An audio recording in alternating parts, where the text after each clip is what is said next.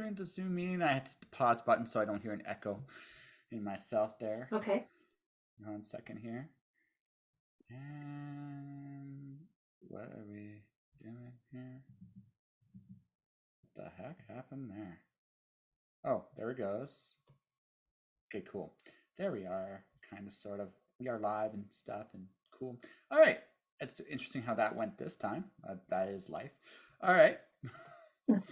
Zoom is always an interesting experience when I do it through here. So I'm just doing it this way now because there's no like logos or anything like that on there. But anyway, Okay. ladies and gentlemen, welcome. And this is Jessica Mason. I met her at San Diego, albeit off and on very briefly, as she was selling her zillions and zillions of books to the many. You actually had a pretty good crowd actually coming for your stuff. Yeah, you came. I didn't expect it to be so busy on Sunday, and you kept coming back, and I was like, I was busy the whole time, so it was crazy. That was good. It was that whole day. It was good. Yeah. I know Russell did a ninja and he vanished at like 2 in the afternoon. He was gone. It's like, it's your table now, and you're like, I know. And then I was like, spread all my books out. I felt like I didn't bring.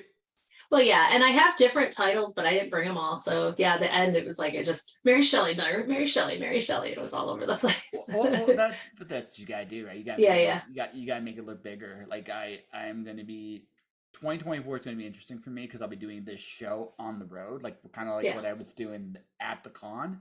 But I also might add a couple of these places to see if I can get myself a table because I have my own piles of books. Just to see how I do. I have a big mouth, so I think I do okay. I could be wrong on that, but I think that's the whole secret to it. Yeah, talking to people is kind of half the battle. It's hard if you don't like that part of it. But it's a necessary part of it. So I guess for folks wondering, like I almost interviewed her. I'm actually kind of glad I didn't. I lost all my Sunday stuff. Oh no. Oh no, I didn't know. I went to put Russell's episode up a Thursday. Where his recording was. He was the second last interview that I did. Yeah. It did not record his interview. I was really choked. Really. Oh no. Really. No, I lost 2 interviews. Him and Alex Cruz, the guy that runs Committed Comics. Yeah. I love both interviews. Yeah. That's a bummer. Yeah, but that's what happens when you go on the road, right? So I'm kind of happy it didn't happen then because we wouldn't have had this, and then we had to reschedule. And I felt yeah, I enjoyed both my chats. It was just like, it's the worst. It's the road, but it's the first time doing it on the road. So you go through the ups and downs, and you prepare, and redundancy is a good thing. Redundancy is a fantastic thing. I got most of everything else, but that was like that. How many interviews did you do over the 10? Oh, that's a lot. That's a lot to get people. Corner them and get them to focus for a little bit. It's not hard. I've never had a hard time. I've never had a hard time getting an interview. Ever. Yeah, it's like, hi, I have a big mouth and very good at making an ass of myself. Would you like to come on the show? It's amazing how often that works, right? It's just, and when people realize that I'm not trying to, I'm trying to get to know you. But that's really all I'm trying to do. I'm not I'm not trying like the secret plan to take over the.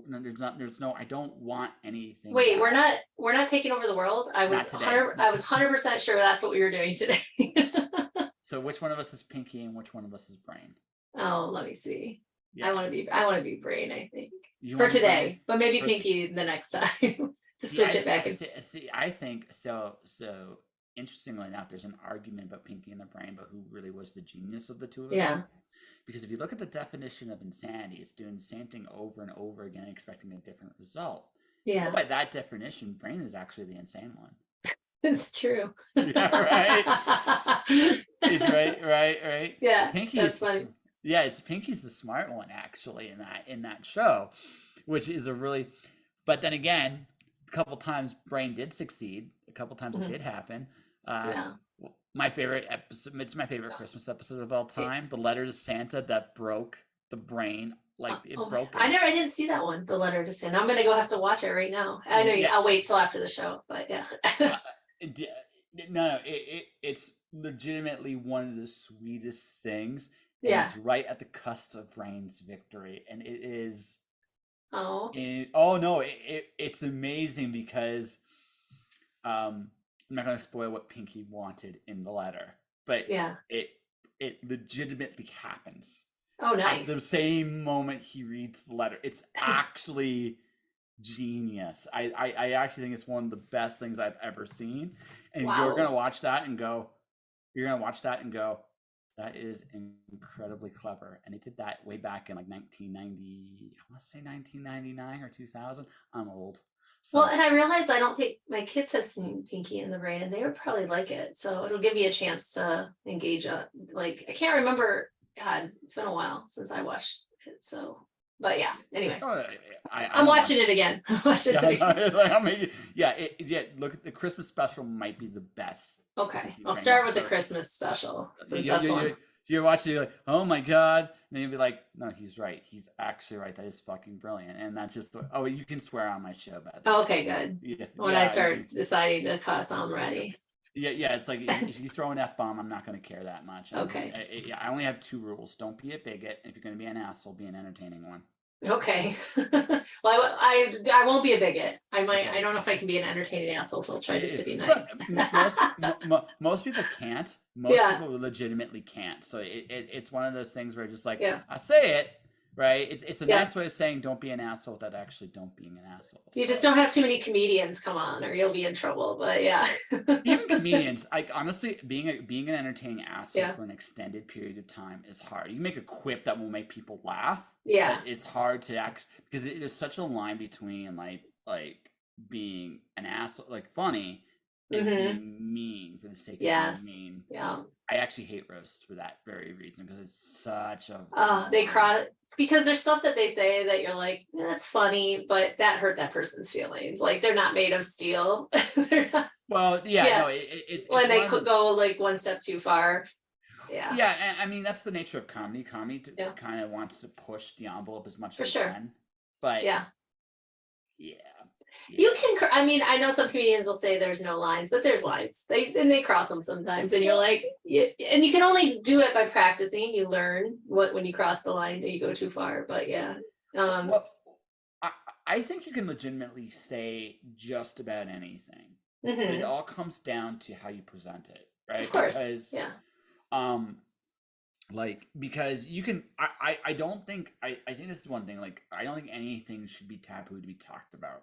Because the way to dispel any real conflicts is to have open engagement. You have to have it. But there's a line between, hey, I'm trying to elicit this really interesting point to, hey, I'm just being a dick. And there's and the problem is most everyday people can't do it in a provocative, well-framed way. They just end up being a dick or a bigot. That's the problem. Like, because if you try to apply like the rules of entertainment to like guys around a bonfire, it's like, Well, I'm all about, but no, I'm just saying people are always trying to be funny in like your personal life, with this kind of stuff. They're always trying to push at least I'm from Michigan. So like a lot of my youth, there's always, I grew up in Jackson for half like my childhood. And then I went up to Traverse City, Michigan, and then Ann Arbor. And I find I've had a lot of people try to do those little bits. They try to be Chappelle at the kid, and you're like, you guys are not the person you can't do it. And, but I agree. I think that's the way you have to have honest conversations. But like, there's just some people that like use that as an excuse to say whatever they feel like. And then are like, I'm just joking around, and, and I don't necessarily, when it happens, right. And we've gone into a different area, but. No, we can always. That's the whole point of the show. We can just okay, good. We're just gonna we're gonna talk about bonfires in Michigan and people going too far. So my family's from Detroit. So okay, got it. So I was kind of like curious. Like I have family up in Clio, Flint, and a family in northern Michigan area, and all over. So yeah, sure. so you're in Michigan. You're still living in Michigan, or have you? No, I live. I'm the weird one who went to Los Angeles, and then but I come back every year and visit people. So well, it's also just a different environment too, because on a personal note. I kind of hate LA. Like out of all of California, it's okay. Yeah. I mean, I like LA, but I think I hated it when I first visited, and I think if I had just visited, I'd always hated Los Angeles. It took a while. You got to figure it out. It's not easy. No, Yeah. I love San Diego. Like San Diego Hmm. was really easy to fit in there, but I feel Yeah. like I felt like Los Angeles. Like I understand why people go. Like I really Yeah. do. It's if you especially want to get into entertainment, Yeah. there aren't many places that are better. Like Yeah. maybe if you're theater, you might go to New York, but I mean if you're Hmm. not in theater, you're probably in LA, and that's I a real mean, thing. LA breaks a lot of people down. A lot of people leave Los Angeles. Like, Oh yeah, I came out here in my 20s, and like tons of people I knew left, slowly over the years. And so like it is a kind of city that you have to really find a spot that you like and a tribe. And if you don't, or even if you do, people leave, it's like they get sick of it. But like yeah. I love to hate it. I hate to love it. It's like Well, no. yeah, yeah. It's your home, Yeah, it's my home. and that's totally fair. Yeah. It wouldn't be my home, Yeah. but that's me. I mean, you get like at the end of the day, not everything in this world is built for me, and I've No. accepted this and know this, right? And vice versa. So but it's about where you can do what you feel you're supposed to do. And the weird thing about cities, especially as big as LA, is they constantly change. Yeah. So, there's been times like where I've liked LA a lot more Mm-hmm. than now. And it just as it transforms, like it's a transformative place. So there's just constant change going on. So like, yeah, it's not for everyone, 100%. And it didn't used to be for me. So I'm kind of surprised. I've been here now, like, God, probably almost 20 years. So yeah. It's then yeah, it's your home, and that's cool. And then I know. and then It gets and then any hotter though, it's not gonna be my home. I mean, you do have the beach there at least, right? So I mean, it's It's not all bad. well, but you're from Michigan, you have the Great Lakes, and so you're like, Well, yeah, yeah, yeah. kinda. So Well, where I'm from, I have the Great Lakes, yeah. So kinda. Depends yeah, on where you are. Like if you Traverse City, absolutely. yeah. Jackson, not No, no, really. no. I didn't Yeah, even. Yeah, we drove up to them, so I did it yeah. once. Ann Arbor. I mean, if I were to live in Michigan again, it would Ann probably be Arbor's. Ann Arbor. It probably would be. It's very much it I love feels Ann Arbor. It's very good. it's Yeah. it's how to word this. It's a lovely city, and I It's mean that in like it a is. good way. Yeah. It's fun. There's a good energy to it. Hmm. It's the honestly one of the only places in it's one of the only places in Michigan that kind of feels, and I hate to say it, alive. Michigan Mm. kind of feels like a shell. I remember back in my day. I remember like what it was like in the '90s, and I just think Hmm. about it now, and it's just like and I remember I found its groove, but I think the rest of the state has struggled. I might be wrong Hmm. saying that, but that's just my impression of it every time I go through it. I think there's been a lot of struggle in Michigan, which would kind of explain like a lot of the like current push and pull politically there. It's just trying to solve a lot of problems that it's had. I mean, I don't know. There's a lot of cities that I've seen get a lot cooler and bigger and more Mm-hmm. exciting to be in. So I think there's been a lot of growth in Michigan too. So I'm a little bit like I see the struggles in like a lot of the towns, but I also see growth in some of the other ones. So Yeah, yeah, I don't know. I mean, I'm a huge Michigan fan as well. Like I would move back probably like retirement kind of situation because my kids are where they are right now. And I don't know, where are you? Where do you live? currently Calgary, Alberta. Okay, Alberta. Got it. So you love that. No, Not okay. not exactly. So for You're a me, Rolling Stone. no, I go everywhere, man. Yeah, yeah, I've lived in Phoenix, I've lived in Detroit, I've lived in the States, I've lived in a yeah. town in Arizona called Snowflake, Arizona. It really exists, I promise. Okay. I've seen a lot of states. I've seen a lot of Canada. In Canada, I lived a lot in Ontario, which would be it's very close to Michigan in terms of temperament. Yeah. Closer than a lot of Canadians would like to think. But it's Hmm. so I've lived there. I lived in Alberta. I lived in BC. I'm a wanderer. Like I'm a Okay. legitimately one of those people that wander. I came back to Alberta towards the end of the pandemic for a bunch of reasons. I was hoping to reconnect with some people here. It didn't happen the way I imagined it would. And Hmm. honestly, the San Diego trip kind of crystallized something for me. I was able to get more interaction from strangers in a week there than I was able to get to my friends here in a year. And that Oh, kind of just wow. tells you just the different mentalities like some like each city has, right? You got Yeah. to find what fits you. And that's been my kind of thing. Like I don't hate Calgary. I don't want to Hmm. but I don't love it either, if that makes sense. Yeah, for sure. Yeah. We've gone all over the map now.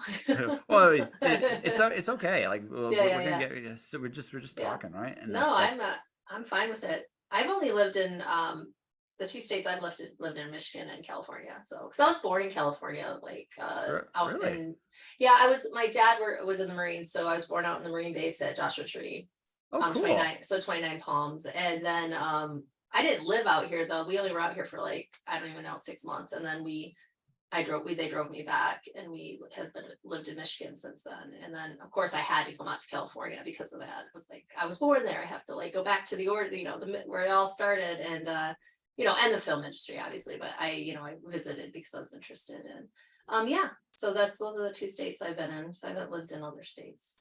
It's Yeah, okay. yeah, In one sense, I envy you because yeah, I like in one sense you had a sense of home.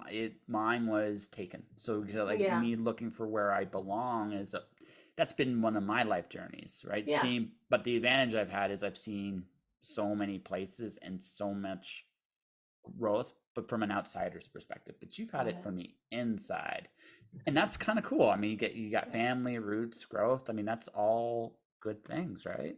Yeah. No, I mean, yeah, I no, but I don't have any family in California, per se, but yeah, but in Well, Michigan for sure.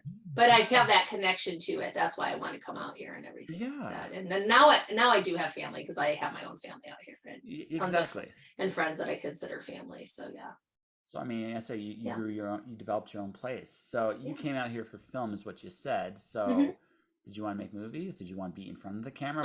What was your I master plan? Well, I'm a writer, so Yeah. came out here to screenwrite. So I worked at Creative Artist Agency and Book and Rights and lit. So we did a lot of like worked with a lot of big screenwriters. Then it was like I worked on a TV show in the writer's room. Then I worked in feature development, and at that point I got my agent with my screenwriting partner, and we started pitching and going out with spec scripts and having tons of meetings. And then and we did an animation. We probably went out with like 3 or 4 spec scripts. And we did a pitch with a Disney producer all over town to all the different animation studios. And this was like pre Frozen and pre Brave cart, and so we were doing an original animation that wasn't based on a book or anything. It was an action adventure with a female lead. And at that time, they were really not doing that. They were like, we only do original action adventures with a boy lead. They did female stuff with if it was based on a book, because it was like girls read and boys go to the movies. That's what they all said. It was like they all went to the same meeting, And we almost sold that pitch. I remember, like, we got all the way to the top at Sony and DreamWorks, like at the top executives, and I was like, oh my god, we're going to sell this original feature animation. It's going to be insane. And we ultimately didn't. And then the strike, remember the first strike, the first WGA, not the first, but the first one I experienced happened, and like put everything on pause. And so that was like, I still write scripts and do stuff, but that was like right at the the movie, your screenwriting career was starting to happen. And then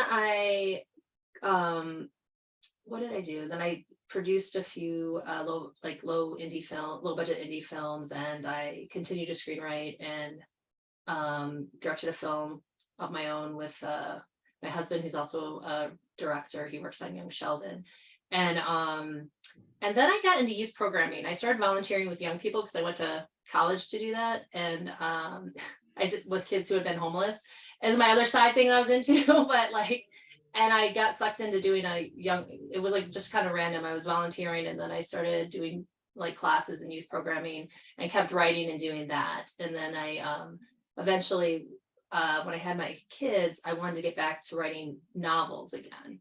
I went to college to write books and short stories and sci-fi. And somehow I took a screenwriting class, and I was like, this is amazing. I love screenwriting.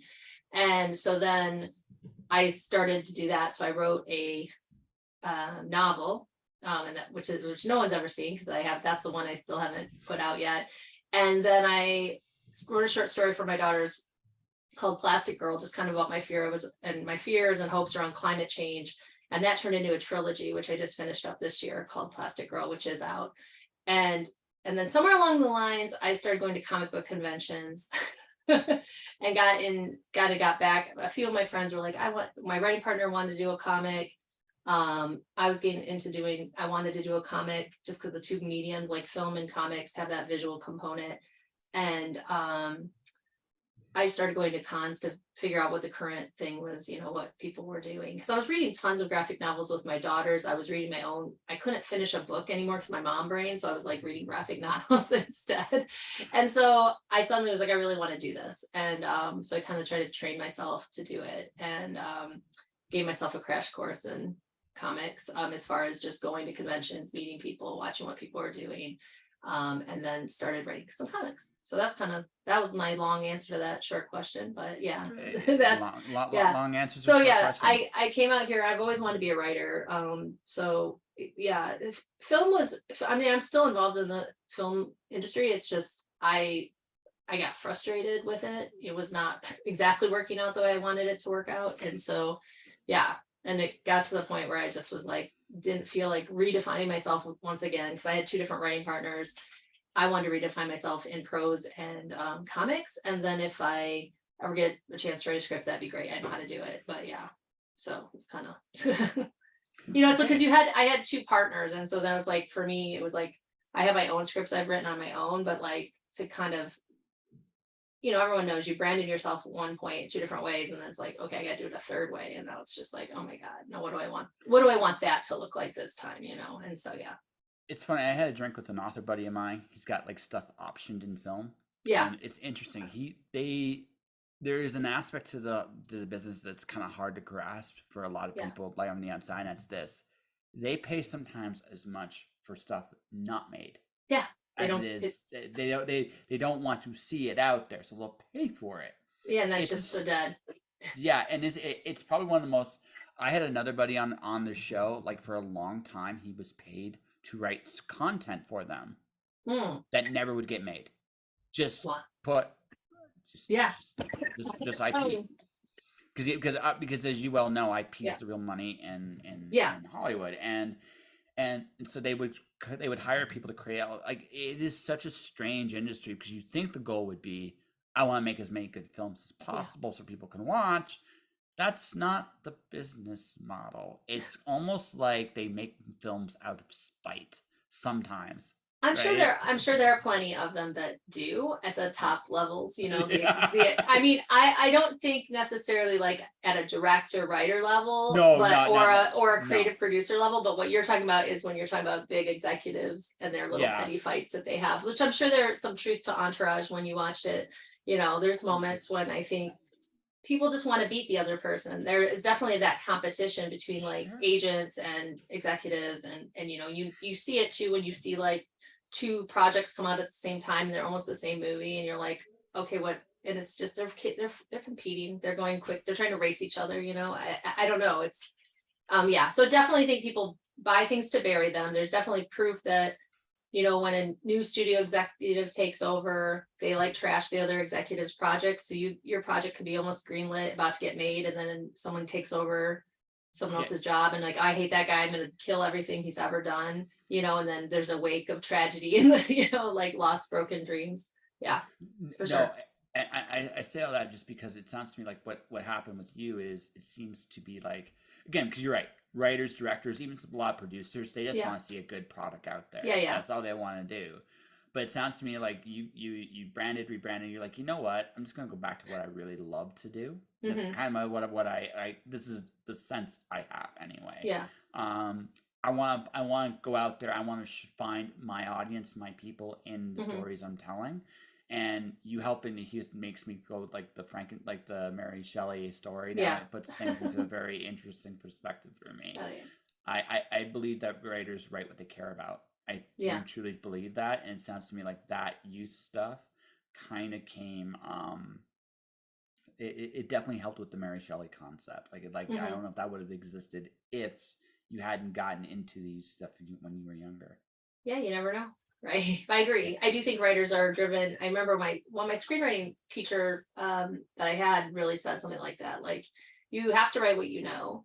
And when you're first out of college, you don't necessarily know a lot. You haven't had a lot of different experiences. And his challenge was always to us is to go have experiences that weren't just the film industry, some of the most interesting ideas come out of different from different perspectives, and so make sure you're having those experiences as well and connecting to the world in a different way than just, just movies, movies, movies, movies all the time, And so I've always liked to do other things than just developing movies all the time. So that was partially why I jumped out of that and kind of was doing youth programming part-time and screenwriting the other part-time, because that wasn't the reason, but I did agree with that idea that you shouldn't always just be, you need to have you have to connect with other things in a more meaningful way to feed yourself as a writer, as well, and as a human being in general. But yeah, you have to go and experience life. That's something yeah,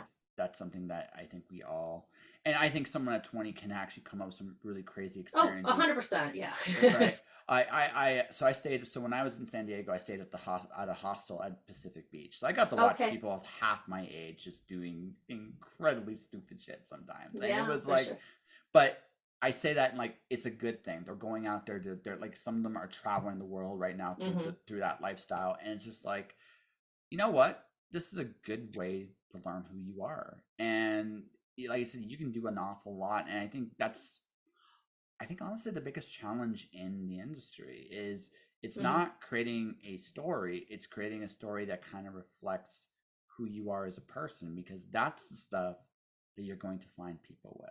Yeah, that's true. It is.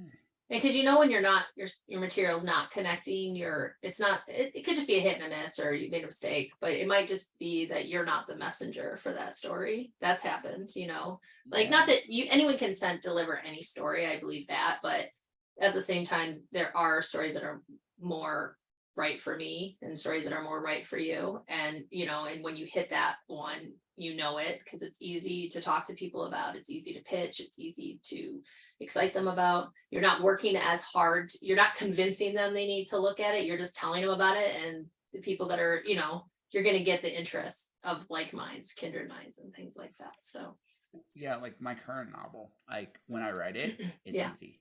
Like I'm literally like just churning stuff out. And when and if I don't know what I'm saying, it's like, okay, but like you can feel like that start stop, like it's almost like a car like choking, cough, cough, cough, cough, cough. It's like I can't come up with a word to save my life. And right, it happens, right? It's like one of those like little things. Like if I care, it shows, and if I don't care, it also shows. And and it's very important. So when did you flip the script and say, I want to do a comic? Like, what was the story you read that made you go, I can do this? Because there had to be one. Let me think. Oh, you mean what comic did I read that made me think? It doesn't necessarily have to be a comic, although it probably was. But yeah, I'm trying to think, because God, I was just like reading so many comics. I knew there's comics that got me excited and about, oh, this is a cool thing to do. The first comic I read that made me think I could make a comic myself. It's okay. I know it got me. I know the first comic, like the comics that got me excited, or the kind of comics I wanted. You know what? I'm gonna say it was this comic I read with my daughter. It's called, I think it's called, I want to say it's called Will o' the Wisp, and it's by Megan Hutchinson. Yeah, and it's like it. I have it. And it wasn't, now that's not the first comic that's got me excited about comics, but it was one of the first comics that got my daughter excited about comics. And we got that comic and we met Megan, and we read that together, and I was already starting to write a different comic with, but when I read that one and I said, oh, this is, and I saw how my daughter interacted with it, I was like, this is kind of a world totally different. I go, but I want to do something like that at some point, and that, so, because I just liked how, it was dark, it was interesting, it was gothic, and compelling. The art was beautiful, and I thought it was coolly packaged because it had that little lock on it, and at least the one that we got. And so I think somewhere in the back of my mind, that was the first one I read that made me start thinking about wanting to do something like Mary Shelley's School for Monsters. hers is much darker than mine, but Mhm. like, yeah, but it that I think in the back of my mind, I'm like, this one's really cool. This is a cool creator. Um, I want to do something like this. And I'm not an artist, so it's like I have to find someone to partner with to do something like this. Yeah. She's legitimately an incredibly sweet lady. Yeah. I've met her a few times. She actually gave me a print for Yeah. just because I liked her work so much. Yeah. She's From sweet. her. No, she's really sweet. Like her series Rock Stars, right? Yeah. So I like she's her. I have a print of it. Like it's in my storage locker right now because Yeah. I'm getting ready to go on the road in a few months, so I have to Hmm. decide what goes with me. But I do keep some good comic art, and that is one of my favorite pieces. She's really good. And her So prints are great. And she did, during all the 2016, all that stuff, she did this print that had like a little cat with its fist up in the air, like fight the power. And she offered it to like protesters to use. And I remember I printed one out really big and used at one of the protests I went to. And that was a really cool print. And I have that as well. That was from our political side. But yeah.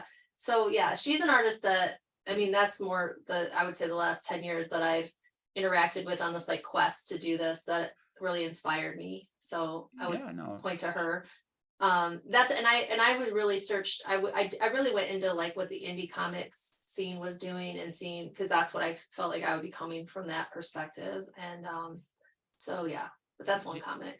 yeah, no, it's a good one. I actually wish she did more work, like more I do fun. too. I'm Yeah, waiting. yeah, no, I legitimately. I don't She's want to one. pressure her though. Like she can No, do no, what she no. wants to do. Yeah. I just legitimately think she's a very gifted storyteller, and Yeah. she just should do more books. Yes. I agree with that. I agree my with that. side. This is my personal opinion. So Hmm. Megan, if you are listening to this, because everyone's she actually bought she actually bought my Alice book, so it's kind of cool. Okay. Oh, that is Yeah, cool. Yeah. yeah. So Megan, if you are listening to this, yeah, please do more books. We And like my you. daughter would like another book too. I'll just throw her in here as well. Yeah. Might as well. Yeah. Yeah, but I like. So so okay. So you like okay, I'm gonna ask this now. We're gonna slightly shift it before we get into Mary Sonnets. This, Okay, that's fine. um, young adult stuff. Were you reading any of that stuff as well? I asked that. I asked that because young adult has kind of shifted into this direction as well. Some was Yeah. with monsters or I'm not gonna say like reimagining the story a little bit, but the idea of using characters you would not expect to be the heroes and heroines of the stories. Yeah, Yeah. right. Yeah, YA kind of went into a similar direction with stuff like the School of Good and Evil and a few other things. I'm just kind of Hmm. wondering if that was. Well, I watch all that stuff and I read all that stuff with my daughters because they're right. And, I've got a 10 and 13-year-old. So I do a lot of that just naturally. So, but it's also research. And I have always, but even since I was young, I've always liked the stories where what your expectation of the monster is actually the hero or the anti-hero, and not in like, I'm not the bad guy who's going to hurt you kind of way necessarily, but like, like I'm always been appealed to the monster and to the darker characters. And so I have read a ton of like YA and middle grade comics and watched all the shows, and I just have always, honestly wanted to do a monster themed story, a team of misfits. But I didn't want to go after monsters. And I didn't want to, because I always enjoyed Scooby-Doo as both a child and as a mom. And then like Buffy and all this stuff. And I like the team coming together and going on the missions, and that's kind of a big part of Mary Shelley. And so, yeah, I mean, I have noticed that, yeah, there is a lot of that. I did just read one. I mean, I read this after I'd been doing Mary Shelley, but Another Kind is a middle grade YA. I think probably middle grade more than YA though. Graphic novel that came out this last couple of years, which is basically another take of a group of monsters who they're not misunderstood, but yeah, they're being tracked and gathered up for nefarious reasons. And yeah, so Yeah, I just think we all kind of feel like the monster a little bit. yes, Yes, at some yeah, point because yeah, especially at sometimes those ages. yes, Mhm. yes, yeah. Oh no, like I And think that's that why yeah, at that age you feel kind of evil, you have that, not evil, but you feel misunderstood, you feel like a misfit, even like the most perfect, the everyone thinks is the popular kid inside is probably feeling like a misfit. There's a very few people who I think are just feeling like they're the perfect version, they're the good guy at that age. At that age, I think we're hiding an inner monster. Yeah. So So for me, it was misfit. Then in my 20s, good guy. In my 30s, secretly a villain. yeah, And you went villain. yeah, no, it's and now that I'm in my 40s, I just know I'm a villain. It's all good. Oh, you just accept it. I am a villain. No, because I think honestly our most human. I think it was when we're our most. I'm not saying that we're necessarily bad people, Yeah. but there are things. I think when we get old, when we're younger, we think we have all. There comes a point in our journey where we Yeah. have all the answers. We think Yeah. we know everything, Yeah. and then there comes another part of the journey when we realize we know nothing.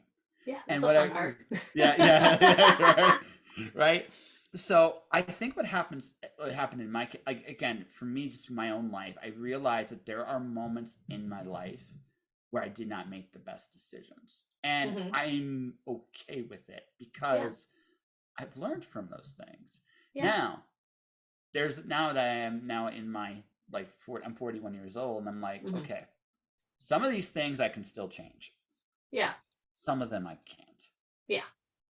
And it's okay. I think by accepting the fact that I don't have always the best qualities in some things Mhm. allows me, ironically, to be a better person. I'm more confident with who I am and who Yeah. I'm not. And I can just Yeah. go out there and be that.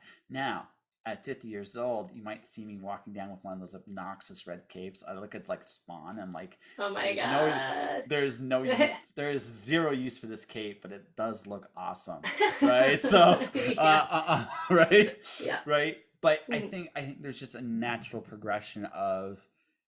I think like when you why monsters are so fascinating. Like one of my favorites is Medusa. Yeah. One of my absolute favorites. I think she is one of the most intriguing monsters. She was kind of forced to have this terrible, terrible fate. That's why we brought her. We put her in the book. Yeah. Yeah. Yeah. No, for me, I mean my Yeah. Alice story, she is actually pre-Gorgon. Yeah. Like, Okay. oh, Nice. I make her pre-Gorgon, a knight that can still turn people to stone. In the Yeah. story, as I could progress the series, she, ironically, because of the way I've constructed Alice, becomes the monster. Kind Mm. of forced, but not in the same way. She actually gets. I've always felt like she kind of got like she never had a choice, right? And I Mhm. always felt that was unfair, You're talking about right? Medusa now, right? Yeah, Not yeah, now. yeah, yeah, Okay. yeah, yeah. Yeah, I agree. I think what happened to Medusa is very unfair, which is also like, oh, I have a different backstory for her, which don't get into yet. But Yeah, yeah. yeah. No, but there comes, but there. Yeah. I think the thing is, and like there's like all these very fascinating stories about these monsters about who they are, Mhm. and so just get like I always thought like Jason was a bigger monster than Medusa Yeah, ever was, for right? sure. Right, Yeah. and I think what it is, it's the honesty about who we are and who we're not, and to do that, we have to embrace our good, which Mhm. as we get older might be a little harder to do actually, and Yeah. then we have to embrace what we're not, Yeah. and that's a very that's a very good like self reflective journey that not a lot of people necessarily do at 20 or 30 or even 40. I just embraced my inner villain a little sooner. That's all, right? Right, and then Yeah.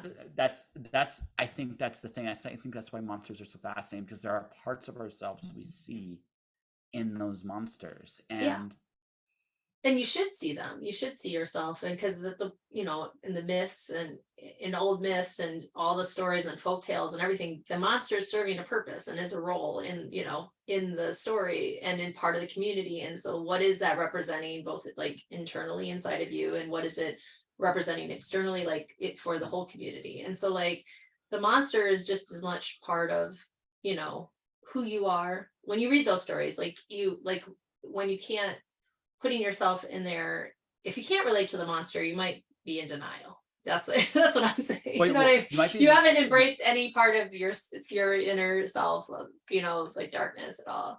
And when I say monsters, like a lot of times in these stories, you know, I think the monster's getting kind of the raw end of the deal, but yeah, Easily, yeah. yeah. And so, and when I find the most interesting stories is when the humans in the story are actually the monsters, and you're Yeah. focusing on, and that's why, like for me, why Frankenstein, by Mary Shelley has transcended time and space, and keeps captivating people's imaginations over and over again, because you read that book and you're like, yes, this thing is this like grotesque monster that he's created. But as you go through the story, it's like everything around it is the community, is the humans making him into a monster, the rejection, the isolation, the and all of that. And so I think a lot of times, it's like we are the monsters. And so like making the monsters the hero makes sense to me, like let's and they're not even, my monsters aren't even necessarily always being super altruistic. They're just, they're a team monster. They're like, we're gonna go rescue them, and then we're gonna figure out why the curse that they have, or the thing that's happened to them, why it's not fair. We're going to help them unpack that trauma a little bit on the side and try to fix it. I mean, that's what we do with Blight. We're going to play armchair psychologist here at the same time. Yeah, this might be why you did. No, it's all good. Yeah, No, it's just like if you look at some of the best like stories, like pop culture things, like everybody loves Wednesday Addams. Yeah, she's openly like, Just this is who I am, right? And in the new series, she's even more so. She's just like, she's doubled down. Well, no, but that's the best. But that's, Yeah. I think that's one of the best things about. That's why she works. It's Yeah. not her her tendencies are cute and quaint and like whatever. Yeah. It's how she accepts them. That's what makes her such a compelling. She doesn't pretend to be something she's not. No. Ever. And that is her charm.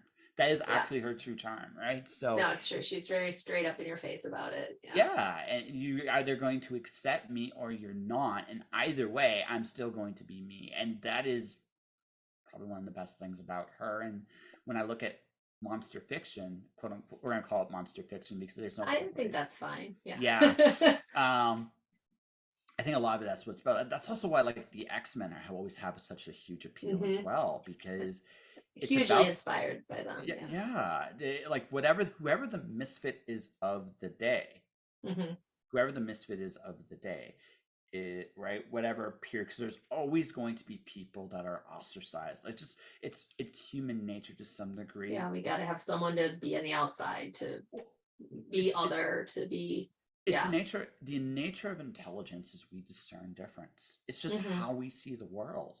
Yeah. The real wisdom comes from when we can look past those differences and see our connections. That's the thing, right? So you can like a lot of people will look at parts of human nature as grotesque. I don't look at it like that anymore. I look at it more like, this is who we are. How do we bring how do we make these things noble? Well, and denying that we don't see differences, look how that's worked out for us. Like, no, it doesn't help the conversation at all to be like, I don't, we're obviously humans. We do categorize whether we want to or not. And, and it's how we survive. And it like there is that part of it to it, so you can't escape it. What you can do though is say, okay, this is your difference. Yeah. Where are we similar? And suddenly, and at that point, you're not villainizing anybody. You make them more human, and that's cool. And even at the end of the day, we may not agree on everything. Like I might look outside and say the sky is blue, and you might say, well, the sky is fuchsia. Who the hell am I? Who the hell am I? Why not? And you're like, I might be crazy, which is fine. or I might be the crazy one. I'm a big enough man to acknowledge something. Like how I see the world isn't necessarily how the world is. Yeah. And that's a big part of it too. It's like, again, as you get older, you just realize you don't know that as much as you think you do. And right. And that's you start to realize how subjective and unreliable your memory is. And once you realize that, it does help open up the fact, like it doesn't make you argue the same way. You realize, like, I mean, one thing about I play with in Mary Shelley's School for Monsters is all about the concept of how Frankenstein, Mary Shelley said that she always said it came to her, like the story Frankenstein came to her in a vision or in a fever dream or in a, you know, and artists like to say that around that time period, you know, because they wanted to say it was a vision, because if you were a true artist, a true creative, you know, you were struck by the spirit, you know, you were struck with inspiration, you know, you didn't have an idea and just work on it. And but instead of it being, you know, for me, instead of it being a vision, it was maybe, what if it was a repressed memory? What if it was something that happened to her when she was young, and or she got some small trauma that she had when she was young, and that becomes like the beginning of our story, you know. And so I like the idea of, because I feel like we rely on our memory a lot, and we rely on our take on things and our subjective observation, and it's very skewed, you know, and can't be trusted all the way. Like you can trust it to an extent, but you're having a different experience as the person next to you, even though you're standing right next to each other. You're not having the same experience. I have, which is crazy. Well, no, I don't think it's crazy at all. I think Yeah. it's awesome, because Yeah. that means the world is bigger than I can ever hope to imagine it to be. That's a Yeah. wonderful thing. That's I true. have 12 rules to success. The ninth Yeah. rule is detach from all outcomes. Yeah, that's a good one. It's a very good one. It's a hard one. Yeah. Because it's a hard one, because look, okay, you know this as well. Like this is like we live in the rejection business. Like we do. Yeah. So we work as hard. We think this idea is awesome and made of cheese or whatever the hell it is, and then suddenly, nope, it sucks. Yeah. It sucks. And then you're like, why does it suck? Can't suck. It's my idea, right? And that's the thing. That's hard. Yeah. It's so hard, right? But that's one of the things I've learned. And this is the thing. It's okay that I have an idea how the world works. Yeah. It doesn't mean that I'm right all the time. And that's that's the thing. That's the real secret. Now, at the end of the day, let's go back to the skies, blue skies, futures thing real quick here. Yeah. Right? I don't perceive the world the way you do. For all I know, you might be just as right as I am. It's like someone talking to a voice in their head, like an imaginary friend. Yeah. Is that really that insane? You see a world? No, you see a world I don't. Yeah. That doesn't necessarily make you crazy. It just makes you see the world differently. You know what I mean? Yeah. Yeah. So I hear you. Sorry, I dropped something. No, it's all good. It's all good. You're right. I've learned this. Like when I have that perspective, I don't judge people as much. Right. I may disagree with an opinion. I might but I'm open to understanding. Yeah. Which, if I would be so bold, maybe is what Mary Shelley is really all about. Oh, the book, or Mary Shelley herself?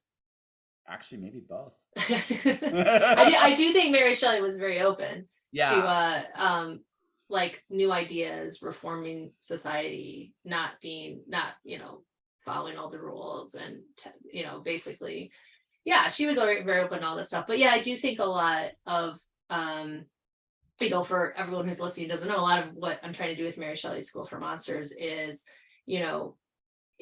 I feel like I should say what it's about so people know. Or we haven't gotten to the pitch part of this conversation yet, but feel free to talk about. We talked about it, and so now I'm gonna. But I do think a little bit about what I'm trying to do is give a different version of monsters we already know, like La Llorona. We have a story, we have a folk tale, and and then we want to. I want to just explore it a little differently, and all of these monsters, I want to do it a little differently and give a different I think I got lost in what your actual question was. No. Sorry, because that was a good point, because we were talking there. You were saying that Mary Shelley is about being open. You made a really good point, and I did it. Well, no, it's okay. No, this is what. Don't be shy. I'm not shy. I think my brain just went, I'm gonna go talk about this, but that's not what we were talking about. No, it's okay. Yeah. Like one of the things I've learned doing these conversations is they go anywhere and everywhere. I'm just along for the ride. So a couple things left, and then we'll wrap this bad boy up. So. You said Mary Shelley's School for Monsters, which By the way, I'm just gonna let you know this. It's probably gonna. It's entirely gonna. Like I've already like very quietly, folks. One of the few comics I did buy or get from my San Diego experience was from Jess. Like was the Prelude, and she was kind enough to give me more to check out. So that will probably be on a future review at First Comics. I'm deciding whether it's going to be you or Ed's comic Okay. first. But yeah, I'm going to read it, and but my question is, before we get to that stuff, is Hmm. do you have a master, like do you have a set story arc where it's going to start and finish, Yeah. or do you have a master plan where it's like I'm going to make it a cartoon empire? Because it sounds like sounds like, and the other thing too is, are cartoon video games, whatever the case may be, is like, do you want to go into other venues, or are you very content with where it's gone? Um, with Mary Shelley's School for Monsters, I definitely want it to be a book series, a comic, graphic novel series that goes for at least 4 books. I would like to keep going as long as it makes financial sense. For right now, 4 books because I love it. And I think No, it will it's make, I think it will make financial sense. It is so far making financial sense. Um, and so I do have a story, an arc, I would say for like a first season of television, like I have an arc of a story that would go. And mhm. for me, I that could take me 4 to 6 comics, graphic novels, like full size graphic novels. And so I do have that mapped out. I have a journey with the big bad Dr. M. And then so throughout, and then of course some of them are, each book is they have a monster that they have to rescue, and then it intertwines with the larger story. So like the first book is La Llorona, and our team has to go rescue her because she's been trapped in a video game by a game, like a horror video game with some occult tech, and they have to figure out how she got trapped in there and get her out, because when kids are playing the game they're going missing, because they run into La Llorona. And so they have to get her out, and they have to actually then also help her with her curse, because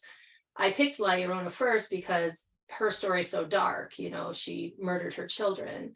But I'm always like fascinated by stories like that, because what drives a woman to murder her children? Like what society breakdowns with mental health, with like her community, with everything that got to that point. Like how did our folktale person how did that happen to that woman?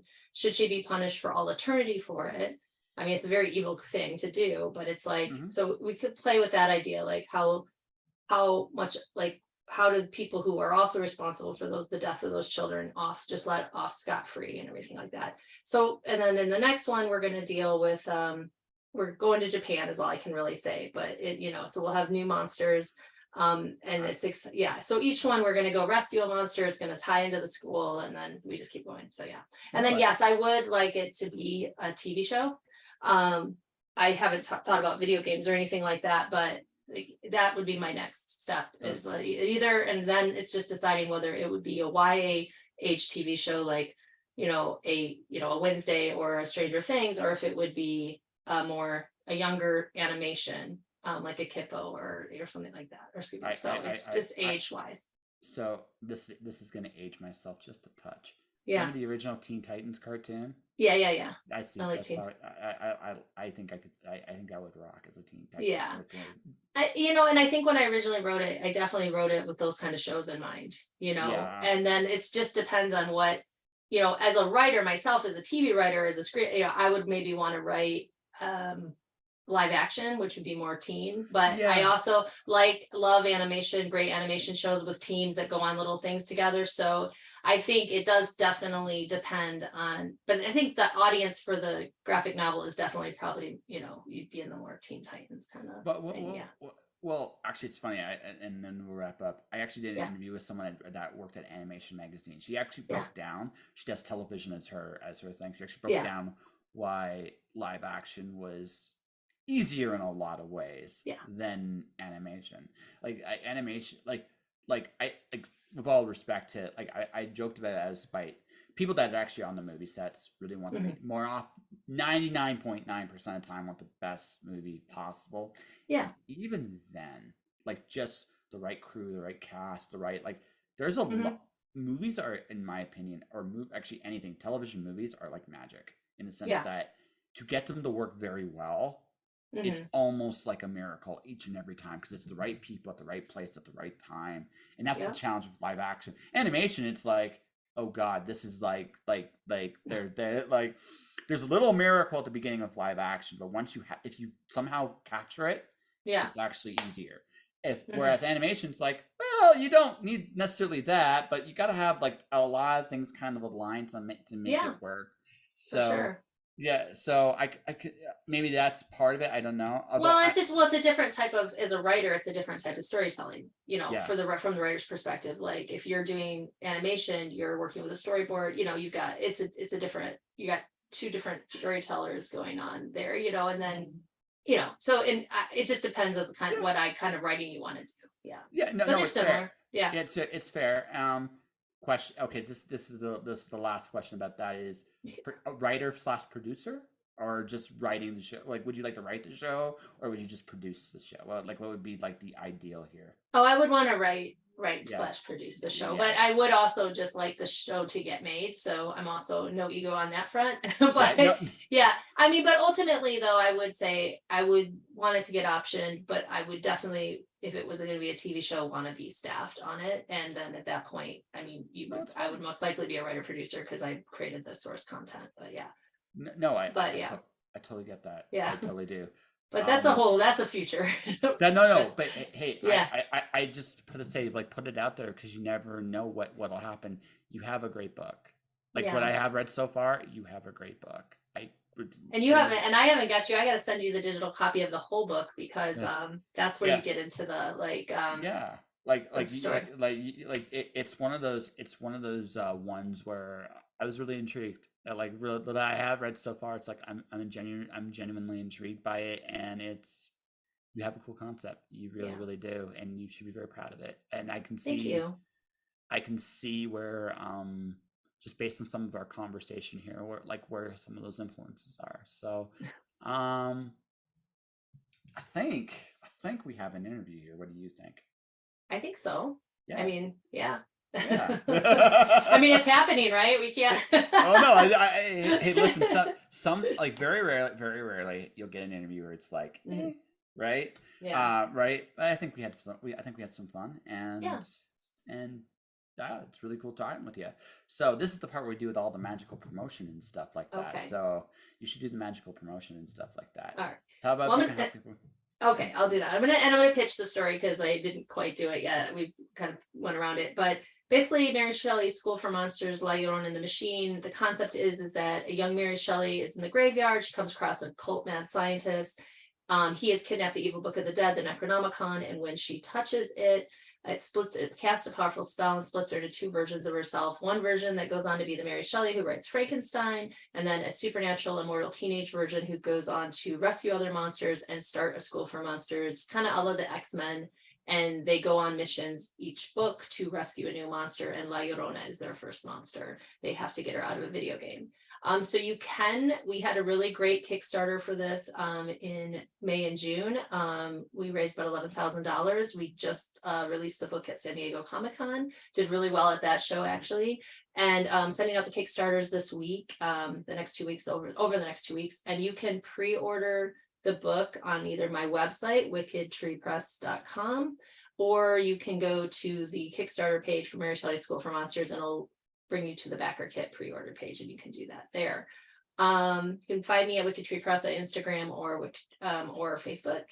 And then I have other books, but that's one I'm focusing on right now. So That's fair. yeah. And that will do it, folks, for today. Tomorrow I have Rick Offenberger coming back on the show. He's launching his latest G-Men Kickstarter. I just released a new episode of the Travel Show on the Patreon. Kevin Weir is my guest. My San Diego stuff will be starting in about 2 weeks. I have a lot of content to kind of go there. So if you guys want to support my Patreon, patreon.com/justjoshingpodcast. But for everybody watching, everybody listening, thank you for watching. Thank you for listening. Stay inspired. Keep shining in the dark. And I'll see you guys next time.